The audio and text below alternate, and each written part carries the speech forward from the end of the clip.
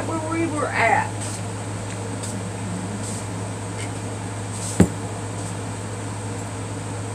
Give me a sign if I start using ugly language, because I don't want to. But sometimes I get so bad. Well, speak louder. I just want you to get it. Well, So, anyway, when he heard the police coming, he went in there and he grabbed one of my dog's little puppies and brought it in there by Louie's baby bed.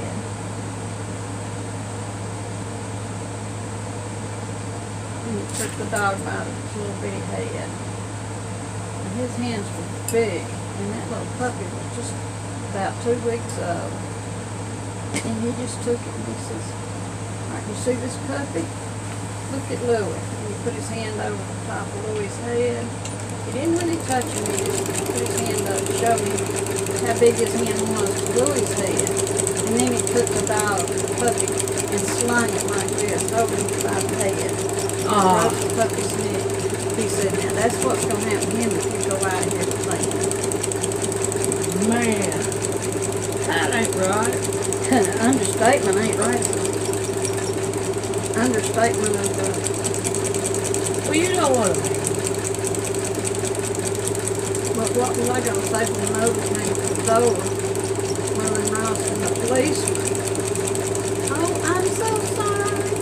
It's all my fault. I just got so upset. I ain't supposed to bring it. It wasn't her fault. I did answer." He said, "You know, lady," he said, "most of these young couples could work their problem out at once for the parents interfering." I said, "No, she's not interfering. I called her and asked her to bring you because I wanted to leave, and he said I couldn't go, and I'm afraid." He said, "Well, you come outside here with me." Well, that part was what he was supposed to do, but he didn't go as far as he was supposed to. He was not supposed to have left my baby in there with him. Oh, no. Yeah, he left Leon standing right there beside the baby bed. Oh. And took me outside. Did he know the baby was even there? Yeah, he looked at him and talked to him, cooed at him a little bit and then he took me in and took me outside. Make sure that your scene is up. Yes. Okay. So naturally I continued with what I had said inside, that it wasn't Mother's fault. I did call her and tell her to bring the police. I said, "We had a code word, and if I used that meant bring the police because he won't let me leave, and I'm afraid."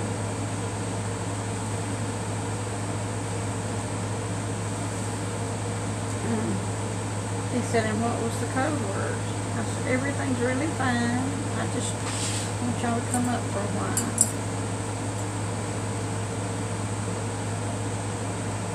He said, "Really fine means there's nothing right."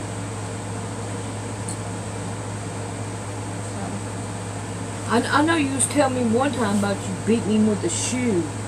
Oh, yes, I did. That was later on. But those were the prettiest little shoes I think I've ever made. They were lace. The whole tops of them were like and real delicate, and I had a dress that matched them. I don't know what they treated that lace with to make it strong enough to wear it as a heel. But it was a pretty little high heel shoe. Okay, but anyway. Well, the next day, I had a doctor's appointment, and I rode to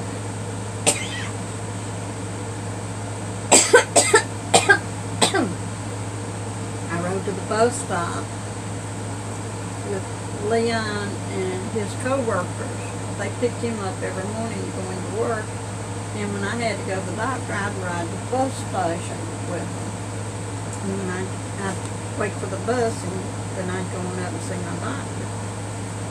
So he didn't think anything of me getting ready, getting Louie ready, and us going.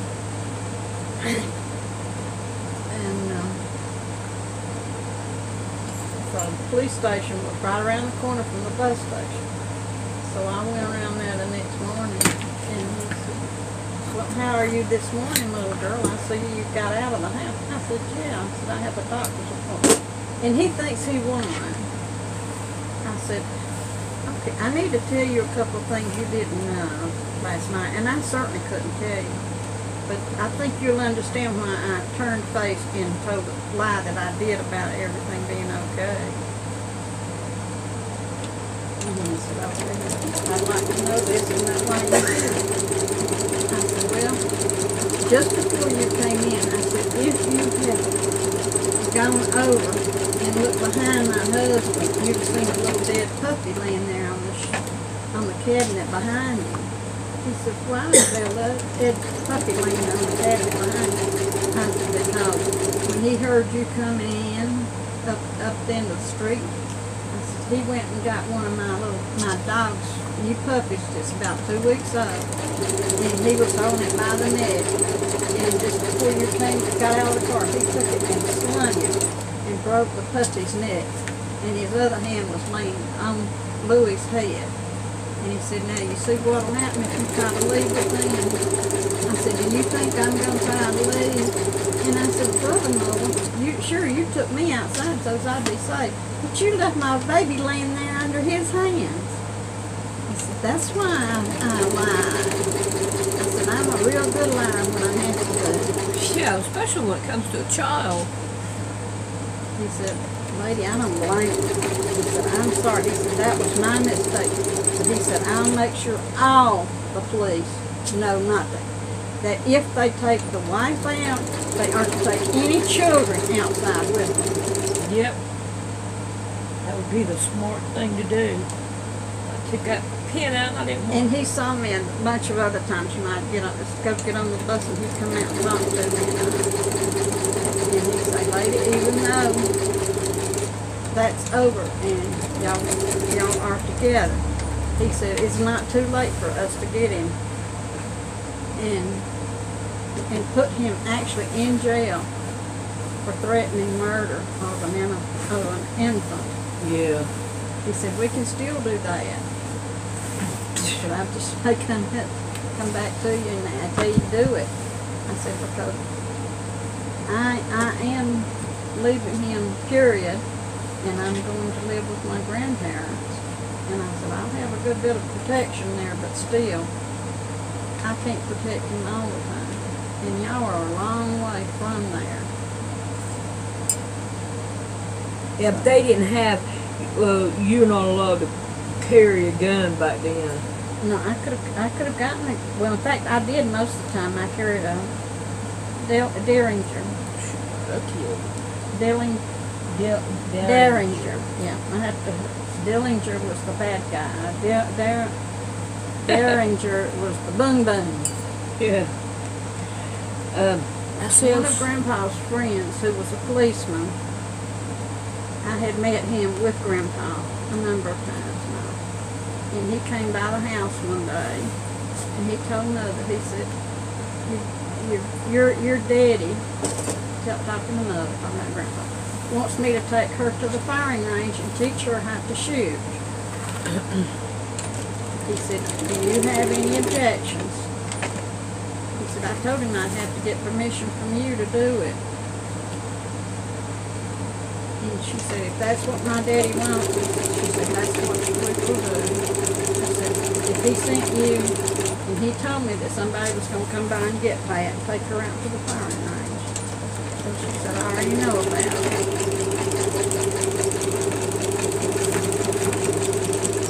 And she said, that's the magic word that lets me release her into your custody, because I know that that's what my daddy said. That you're trustworthy. So he took me out to the firing range, and he taught me how to carry the gun. He told me, he said, put your dress or a skirt on that has a loose pocket in it. He said, I've got a holster that I'm going to fit inside your skirt pocket, or one of the police ladies is going to fit it inside your skirt pocket and attach it so that it'll stay there. He said, you'll You have to remove it now to wash your clothes because you'll ruin the holster if you wash it in the washing machine. That's it. They will show you how to take it out and put it in. So the policewoman took me into the dressing room and I took my dress off and she fitted the holster in. She had 2 or 3 holsters and she just reached in and picked the one up. She knew which one fit what, and all of them fit the pistol. But she, you know, she knew which one to get.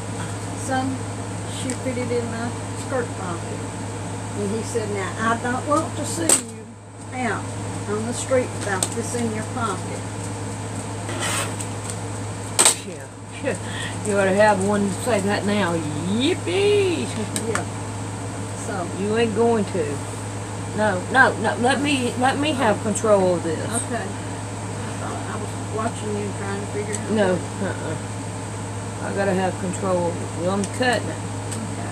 Gotta cut off these corners. Go on, finish. So I was careful. I didn't go. I had to walk. If me, Wayne, or Errol, either one had to go to the hospital, and I'd take them down to the hospital because it was only 4 blocks. It was a straight shot, and I walked right past the police station. And there'd been a man stabbing young girls under the viaduct there at the Capitol. Oh man. And Grandpa was worried about me walking back and forth to the hospital and playing Daryl. Well, they had, that policeman and policewoman had taught me how to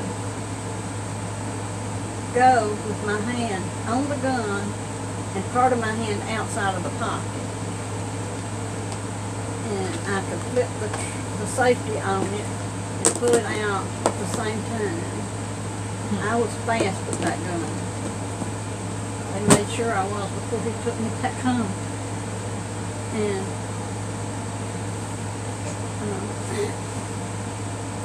I don't think Mother ever knew that I carried a gun. She certainly didn't know what happened the next day when I was going from the apartment back to the hospital. I was just walking under the underpass, and this man, he had his back to me, and then he kind of turned towards me, and then he turned back part of the way. And I said, that was strange looking. And so I pulled my gun up out of my pocket, and when I got right to him, he pulled his arm back and stepped towards me, and when he did, I went bang, shot the top of his ear off.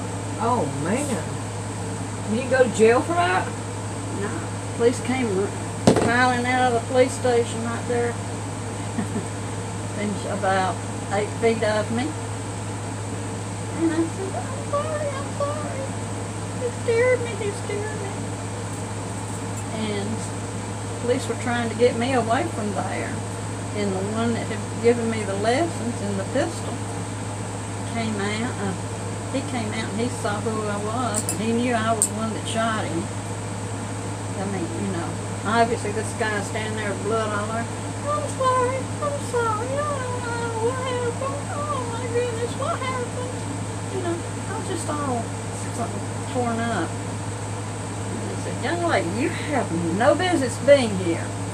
And he told one of the police lady that was there with me, he said, she's on the way to the hospital. He said, I know she has to go down there almost every day. And I said, she's on the way to the hospital. She's not able to walk down there by herself. Would you take her down and see that her and her brother get inside safely? So she said, yeah, I'll stay with them until where they can see the doctor. So she did. So that's how I got away from that. I said, but I need to, he said, no, you don't need to do anything. You get away from here. You have no business whatsoever being at a crime scene. You're just a child. Get out of here. Don't you know how to mind your elders? So you got out of that. Luckily, what if it hadn't been them there? It'd been somebody else. I mean, I nearly killed him. I shot his ear off. Shame on you, huh? All right, you remember Mr. Totten? Oh, yes. Tell us some stories about me and Mr. Totten and Niecy. Oh, my. Mr. Totten was the principal at Dale Barton. Grade School. Mm-hmm. And you only went to the 6th grade. The 7th grade, you went to high school. Yeah, we went to high school. So, Mr. Totten he did not like my husband, or 2 of his brothers. Or his kids. And he didn't like our children either, because our children would not stand there and be browbeat and talk rude to. They spoke up for themselves and said, when I go home, I'm going to tell my mom and dad what you said, and I believe they'll come and see you tomorrow, and they may just bring their attorney with them. So they didn't like that. They were used to being able to bully all the children. I know there was this girl named Sandra K. Uten. And she would come down and they had the smaller kids and the older kids' play yard. And Kay Uten would come down and start bothering me and Vanessa, and we would be sitting there not doing anything, not bothering her at all. She'd come down there and bother us. Yeah. And he knew it, but he didn't do anything to stop it. He didn't do anything to stop it. Well, one day, me and Nisha decided that we were going to, just jump onto her. We didn't hit her or anything. Just scared her real good. Me and Nisha just, we said, look, if you don't go away and leave us alone, we're going to double team you. We're going to beat you up. Well, he comes down there when we come in from our school break, from our recess. He comes down there and tries to put a paddle to me and Vanessa. Well, when he took the paddle and had grabbed Niecy by the arm, I mean, he literally grabbed Niecy, turned Niecy. And, he made her arm sore for a long time. But, anyway, I kicked him. I mean, I literally kicked him in the nuts. And we took off out the door, me and Niecy, and we went all the way. Mom and Dad had a shop. It was an old theater, and we went down there and told her what happened, and all. The next day, Mom went down there with her pocketbook, and Mom chased him down the hallway. Off of the street. Well, I know down the hallway is all I know. With the pocketbook. So. And it was heavy because I put a couple tools in it. Well, I don't know about all that. I just know that. I carried tools in it. I just know about that. Yeah. But the following day, I lost there it is. The following day, he came to me and Niecy and gave us a quarter. That was 50 cents. And because we wasn't going to put up with what was going on. And Kay Uten still did whatever she did, as long as she, I went to high school and she was still going to school. And still, when I got there in high school, she'd start picking on me again. And I'm like, hey, why do you do this? What have I ever done for you to bother me? And I never did get no answer, but she did end up leaving me alone.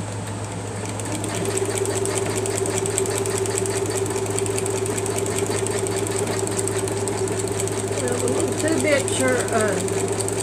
deputy sheriff came down and arrested Tom and me and took us down to the little police station. Randy? No, The one that couldn't top line. Huh? The one that couldn't top line. I don't remember. I don't remember his name either, but it started with a J. But anyway, Tom told him, he said, "You're not putting me in that police car." He said, I will follow you with my wife in my car, and we will come down to the police station. He said, "You're not, my wife's not riding in the police car with you behind the wheel." He said, "You have no business with the driver's license, let alone anything else." He said, Oh man, she come in here peed right here on this road. "What are you doing in here? I took you in there and put you in bed." Now I gotta wash these rugs. So,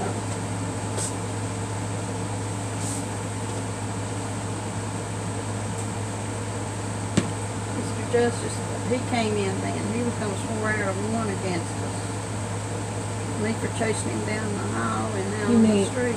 Oh, yeah, that was Mr. Todd. Todd, yeah, I got his name. No, now Mr. Justice was the high school. High school, yeah, I'll get him next. He comes right in behind there.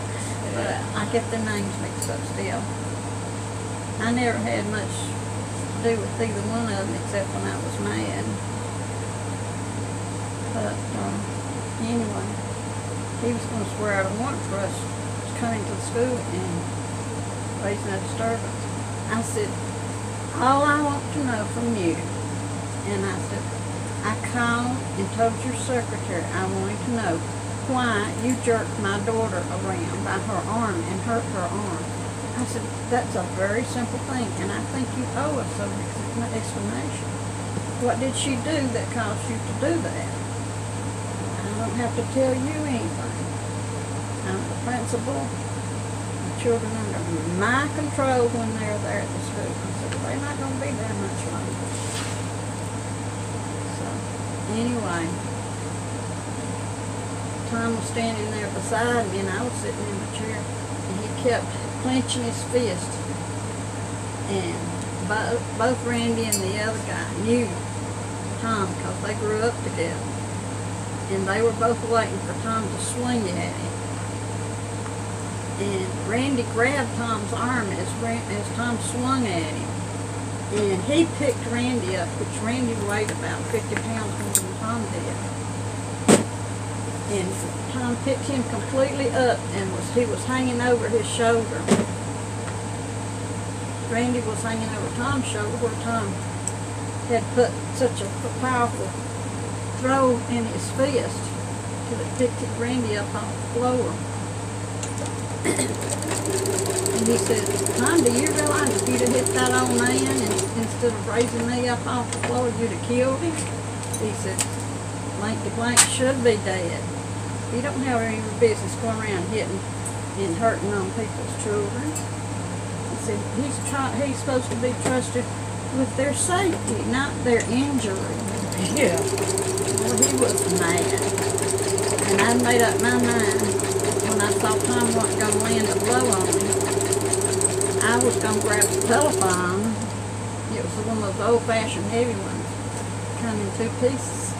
I was going to grab the telephone and smack him over the head. I knew they couldn't stop me and hold Tom at the same time. So when they started wrestling Tom back to the back, and I put him in the cell because they couldn't both hold him. I was that mad. And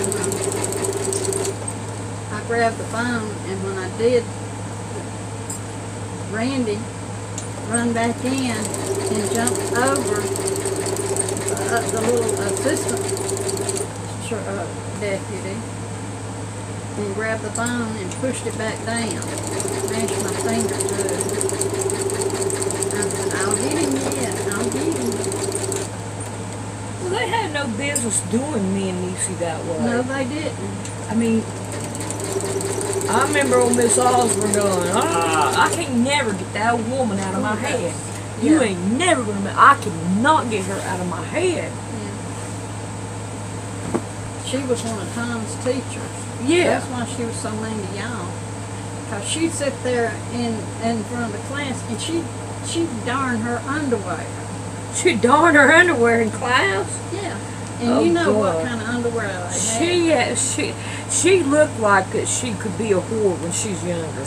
Oh, yeah. They said She she did. was like a nasty one. Oh, really? That's sad. You wouldn't think that'd be about a teacher. And here she's in her late 70s, 80s, somewhere in there. At the time we're talking of, and her hair was flaming red. Whenever I seen her, she had gray. Yeah. Well, she let it grow out that year. But she kept it dyed.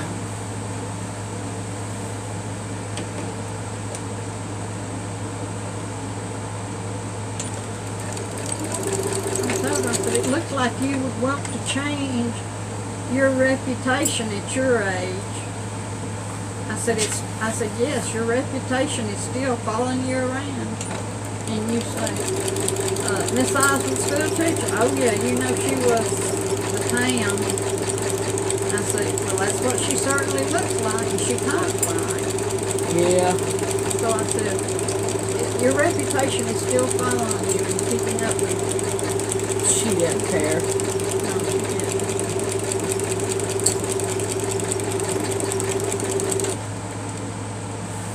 Man, this is turning out pretty, Mom. Yes, it is.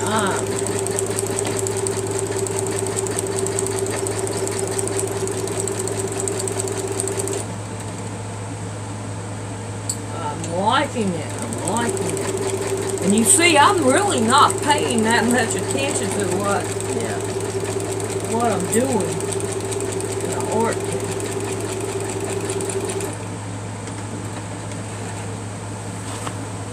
And I ought to, but I'm not. Well, you've done these stitches so many times till it's just pretty much following it the same way that you did each time. Yep. Just continue on.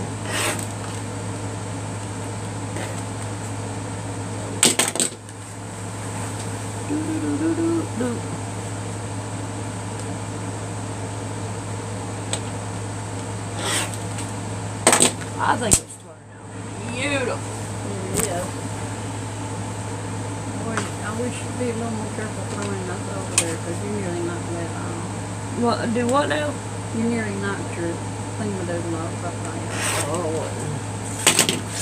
ain't that much attention to it. I know. That's what I'm telling you about.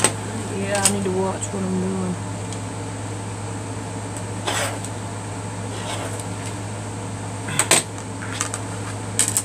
Oh, man. That toes look good. Okay, now what? Actually, Oh, you want to talk about Leon some more, huh? not really. Not really. But that kind of left it all up in the air. Go ahead. I do not have it done.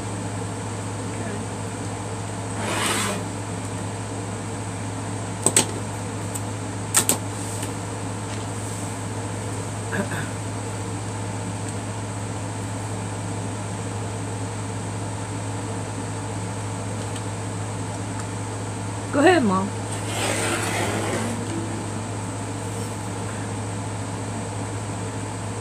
So, when Leon threw the car against the wall, I just ran to Louie and stooped down over him and knocked on the wall. Well, I knew the neighbors were calling the police. I didn't have to check on it now. Because I already told him that what he did about the little puppy when he knew the police was coming. And he said, don't worry, Pat, we won't give him no time alone. And in fact, he came over, the husband came over to see if they called the police. And this was a big old bruiser of a man. The first husband, he was a good looking devil, but he wasn't no strong man by any means.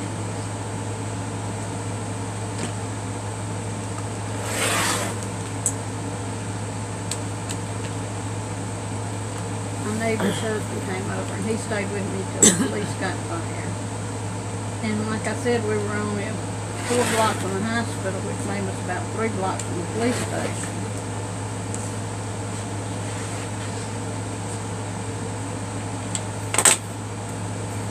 It didn't take him long to get to the house. And the door was still unlocked where Leon had come in. So I didn't open the door when the police got there. I just said, "Come in, please." No, don't pull it, Pat. Don't cut it. Yeah. Thought you knew better than that. You don't pull. Yeah, cut. Yeah. So I told him what had happened. They took him right on back off to jail. Yeah.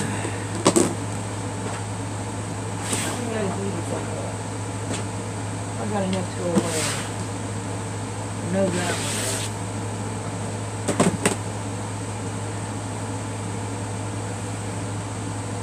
Probably going to be too small. That one.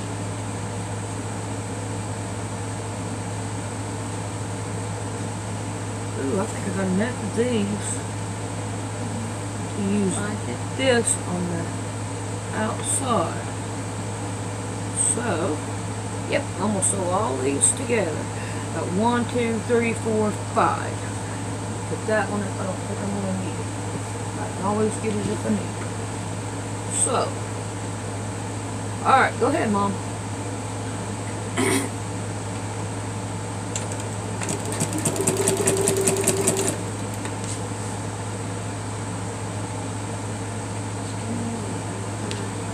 What you think? Think of a good lie. No, I don't have to think of a good lie. I just have to get the things lined up.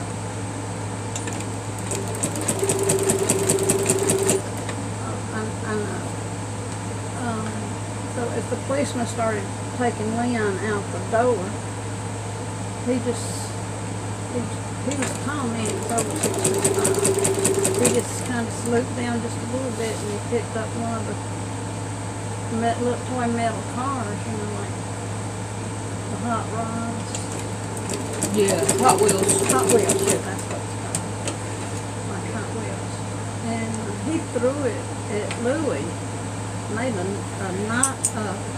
chunk of oil out.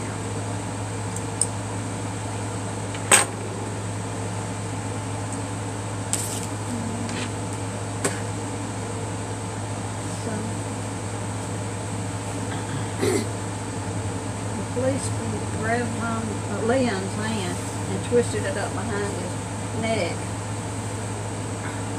And he said, "I'll break your neck." He said, "I ought to break it just for throwing that at that child." He said, "If you'd have hit that child, you'd have killed it."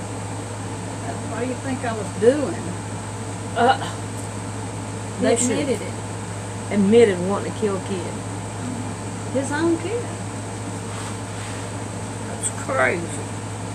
Because he wasn't going to be able to be with him. Oh. As if he deserved the right to be. If he wanted to be with him, he should have been better to him. That's right. And to his mother. Me. It's crazy. People are just so cruel. Yeah. I can't have it. Nobody will. Yeah. There goes one. I think it was before. I had a hold of it. Can't get a hold of them too good. Not with them in there like that. Man, I can't believe she peed again. You get something. They ought to be a slightly dry, dirty towel. I'll have to pick them up and wash them. Yeah, that's right.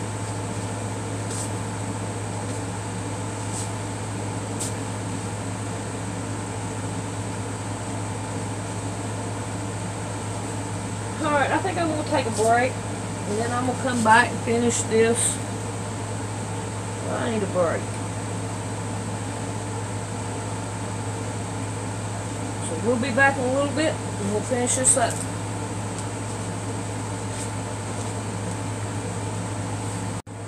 Alrighty, I'm going to continue on and try to get this quilt done. So, I'm going to do this. Whenever I had my rant the other day, I should not have put her in it. The one I made the lace quilt for, I should not have put her in it. And she emailed me and asked me what I'd done wrong to her, or what she had done wrong to me, that is. She hadn't done that. I just went on a rant. So I emailed her back and let her know that she didn't do nothing. It was just me being mad. And I'm going to say it publicly to everybody.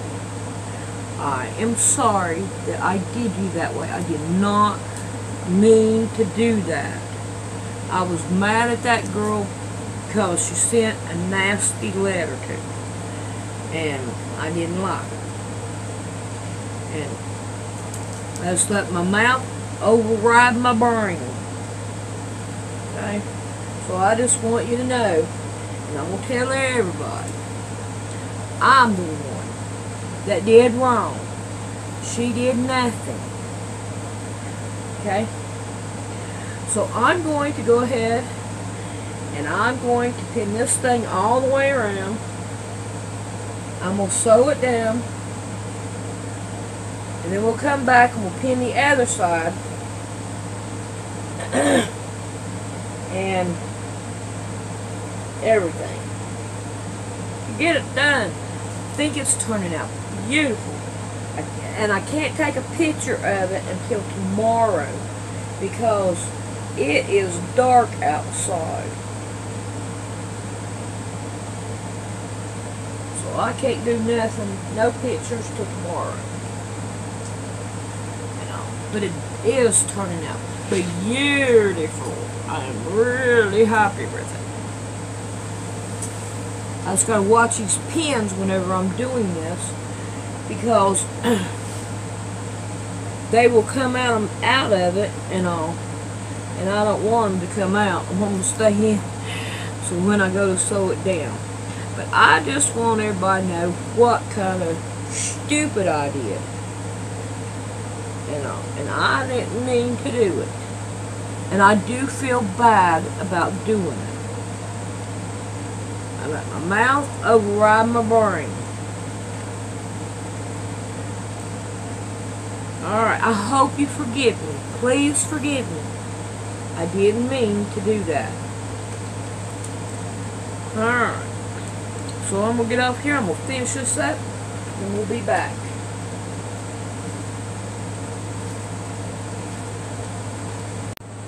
Alright, I want to show you what I did, and that way if you want to do it, you can do it. So this is my strip that I put around right here. So I'm going to take this side, and I'm going to turn it in like this. Then I'm going to put this down like this, fold it in half like this. Go ahead and put me a couple pins to hold my things down. Make it easier.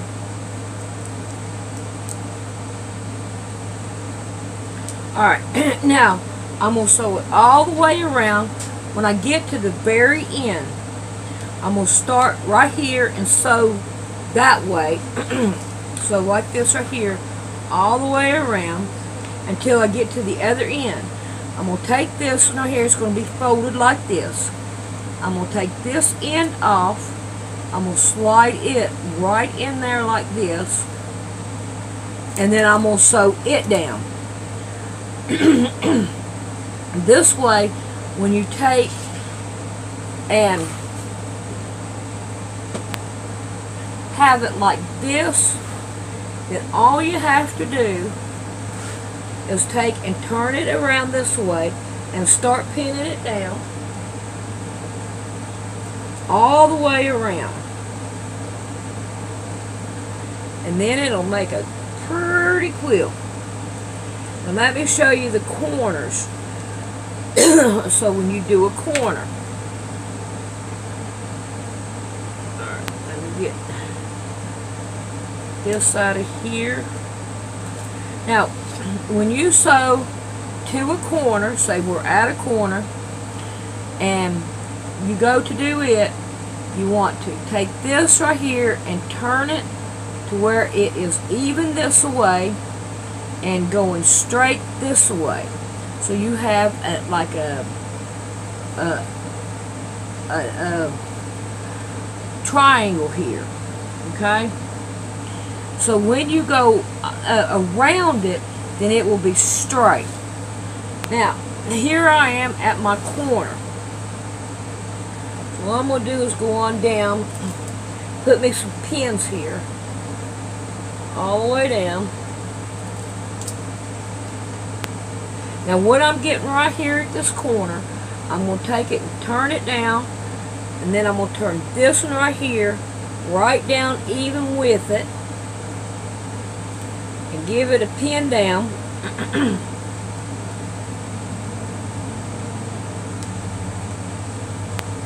Oh, I got blood on my fingers. Then it looks like that. Looks like you got a mitered corner. So I'm going to quit because I got blood in that corner, but I don't see nowhere where I got blood at. Right here. Right there. Alright, I'm going to quit so I don't put no more blood on. And I'm sorry about getting blood on your quilt. Alright, I'm going to get this finished, and then I'm going to show you a picture of it. I have to do it tomorrow because it's dark outside. But I'm going to get it done, and we're going to figure out what we're going to do next time. But see, look outside. It's dark out there. Alright, I'll see you in a little bit. Well, we decided we're going to hang it up here tonight and let you see the quilt. So there it is. I'm not going to turn it around and show the back, but the front, it looks pretty. I like it. I really do. Even though I did get those two backwards, it's okay. It still turned out pretty. Alright.